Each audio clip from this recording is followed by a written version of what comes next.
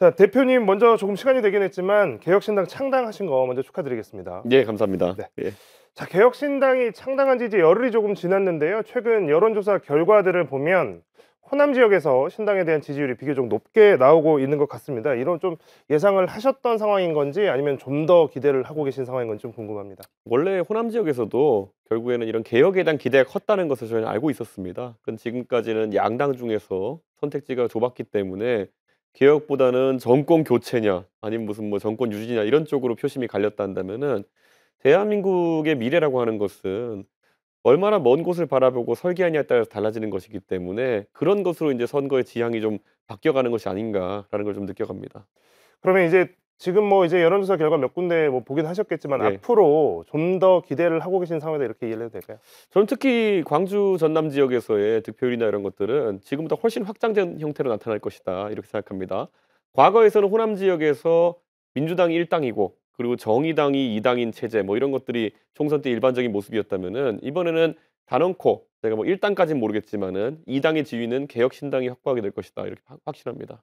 이 당의 지위까지 욕심을 내십니다. 자, 호남 지역에서 근데 매번 선거 때마다 문제가 뭐냐면 민주당을 제외하고는 인물난이 계속 반복이 되고 그렇습니다. 있거든요. 예. 그래서 이제 지역에 계신 분들은 개혁신당이 과연 이번 총선에서 좀 경쟁력 인물을 얼마나 낼 수 있을까 좀 이걸 걱정하시는 분들도 있을 것이고, 만약에 또 기대만큼 많은 숫자의 후보를 내지 못한다 그러면 개혁신당이 호남을 어떻게 챙길 것인가 이걸 좀 궁금해하시는 분들도 많을 것 같습니다. 우선 양보단 질입니다. 지금까지 여당인 국민의힘 같은 경우에도 뭐 보수 정당이 꾸준히 그 광주 전남지역 후보를 내왔지만은 지역민들의 기대치에 미치지 못하는 경우가 많았기 때문에 저희 개혁신당은 어느 정도의 양질의 후보들 내겠다는 생각을 바탕으로 지금 천하람 위원장 중심으로 해서 저희가 후보들이 모이고 있습니다. 그래서 광주 지역에도 곧 예비 후보들이 출마 선언을 할 걸로 알고 있습니다. 그렇기 때문에 믿고 지켜봐 주시면은 저희가 좋은 후보를 엄선해서 지역 발전에 도움될 수 있도록 하겠습니다. 자, 이번 총선에서 이제 호남 지역 유권자들에게 개혁신당은 이전에 몸담으셨던 국민의힘과 다릅니다라고 이제 설명을 하실 텐데 어떤 점들이 다르다라고 힘을 줘서 말씀하시겠습니까? 아마 주변에서 많이들 이미 말씀하실 겁니다. 그리고 개혁신당이라고 하는 것은 이게 보수 진보의 해법에 국한되지 않고 결국에는 대한민국의 미래를 바라봤을 때 30년 뒤에는 무엇이 필요하겠느냐를 계속 이야기하고 있습니다. 저는 이런 관점은 굉장히 신선하다라고 생각하고요. 무엇보다도 국민의힘이 저는 국민의힘 대표라면서도 개인적으로는 그런 역사적 과오나 이런 것을 자유로웠지만은 그런 어떤 지역의 특수한 상황을 벗어나 가지고 대등하게 미래를 놓고 경쟁할 수 있는 정당은 개혁신당밖에 없다. 저는 완전히 다른 차원의 경쟁이 벌어질 것이다. 이렇게 생각합니다. 오늘 뭐 광주를 방문하셔서 이제 뭐 기자회견도 하고 하셨는데 지역 현안과 관련해서 조금은 도발적일 수도 있는 제안을 하겠다라고 이제 이렇게 말씀을 하셨습니다. 네. 뭔가 이게 좀 관성에 젖어 있는 이 네. 지역 사회에 뭔가 새로운 좀 파장을 던지겠다라고 말씀하셨는데요.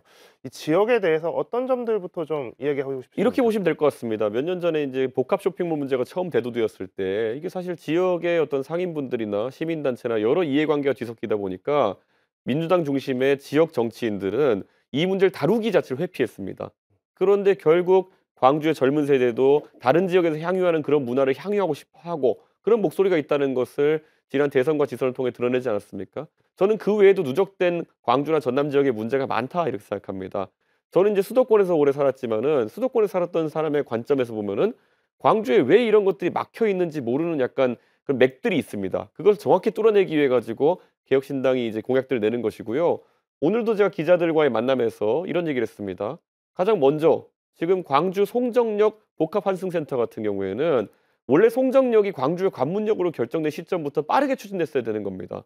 그런데 지금 대구는 복합환승센터가 이미 완공되어 가지고 대구 동대구역이 정말 지역 교통의 중심지가 됐거든요. 근데 지금 광주 같은 경우에는 철도 교통은 송정역 그리고 버스 교통은 뉴스퀘어 이렇게 분할돼 가지고 연계가 어려운 상황입니다.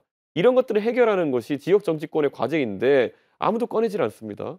그 무등산 같은 경우도 보시면은 정상 개방이 이제 조금씩 되지 않습니까? 2030년 완전 개방까지 이제 조금씩 가고 있는데 서울 남산에 가 보면요. 서울 남산에서 서울을 조망할 수 있게 하기 위해서 전기버스가 운영되고 있습니다. 그런데 지금 무등산에도 비슷한 시도가 있었는데 매번 어떤 시민단체와의 갈등이라는 것 때문에 추진을 하지 못하고 있는데 지역에서는 그 갈등 자체가 두려워서 꼭 필요한 것들을 하지 못하는 것이 이어지고 있는 겁니다. 무등산에 케이블카를 놓자는 얘기도 있었고 그것 때문에 환경단체와 충돌이 있었고 하지만 지금 장불재 넘어 가지고 인제 입석대 소속대까지 가는 그 길은 이미 군부대 때문에 확보돼 있는 것이고 남산처럼 전기버스만 돌려도 사실 몸이 불편한 분이라든지 지금까지는 무등산을 올라가기 어려웠던 분들이 무등산을 즐길 수 있는 거거든요. 전 이런 거 꼭 해야 된다 생각하고요. 예를 들어 공항 같은 경우도 그런 겁니다. 광주공항, 대구공항 이전이 동시에 떴는데 대구공항은 이미 이전이 확정되어 가지고 활발히 추진되고 있는데 광주는 사실 처음에 무안국제공항 쪽으로 옮기기로 서서히 합의가 되고 있었는데 지금 다시 뭐 한평으로 간다느니 이렇게 논의가 지지부진한 것이 잘 보시면 광주시장, 전남도지사, 뭐 군수 거기에 다 국회의원까지 다 민주당을 뽑아줬는데 자기들끼리 서로 표 떨어질까 봐 얘기를 안 하고 있었던 겁니다. 저는 여기서 과감하게 이 맥을 뚫어내는 어떤 새로운 정치가 있지 않으면은 사실 보십시오. 상무지구와 그리고 그 송정역 사이 그 넓은 공간 그게 젊은 세대의 일자리 위해 쓰인다 그러면은 광주는 한 단계 도약할 겁니다. 지금 빛가람 혁신도시 만들어졌다고 해 가지고 광주까지 교통망이 확충되는 게 아니지 않습니까? 사실 중앙에 공항만 없었다 하더라도 얼마나 소통이 편리해지겠습니까? 그럼 광주의 범위가 또 확장될 수도 있는 것인데 이런 것들이 저는 지역 정치권에서 경계선을 넘을 때마다 각각 이해관계를 따지고 이러다 보니까 아직까지 지지부진한 것 이런 것들을 개혁신당이 정확하게 짚어내고 이제 속도감 있게 일을 추진해야 된다. 이런 화두를 지역에 던지고 있는 겁니다. 마지막으로 이 부분 좀 여쭤봐야 될 것 같습니다. 뭐 질문 너무 많이 받으셨을 것 같은데 네. 뭐 빅텐트에 대한 논의, 뭐 제3지대 네. 빅텐트에 대한 논의가 많지만 역시 호남 지역에도 관심은 많습니다. 뭐 아직 뭐 아주 구체적인 논의가 진행되고 있는 상황은 아니지만 일부에서 말하는 제3지대 전체 통합을 위해서 어떤 게 가장 중요하게 전제되어야 할 거라고 생각하는지 그 부분 저는 좀 예를 말씀해 들어 주시죠. 광주와 전남 그러니까 전라도 지역의 발전을 놓고 봤을 때 저는 미래를 놓고 얘기할 때 그분들이 생각하는 지점이 저희의 관점과 일치해야 된다 이렇게 생각합니다. 사실 지금 그 새로운 미래 그 창당 과정에 함께하고 계신 분들 같은 경우에는 어쩌면 그 호남 지역의 정치가 지금 정체된 것에 대해 가지고 과거에 어느 정도 역할이 있으셨던 분들입니다.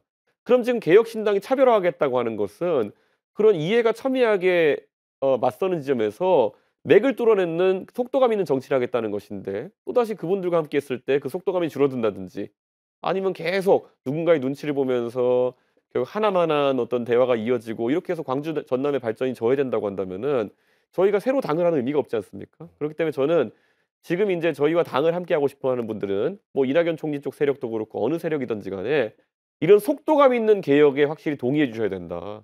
더 이상 광주 전남이 정체되어 있어서는 안 된다. 이 관점에 동의해 주셔야 된다. 그거 하나면 족하다 이렇게 말씀드리겠습니다. 네. 이준석 대표와 개혁신당의 행보 또 호남에서 또 어떤 모습 보여줄지 저희들도 같이 지켜보도록 하겠습니다. 오늘 고맙습니다. 예 감사합니다.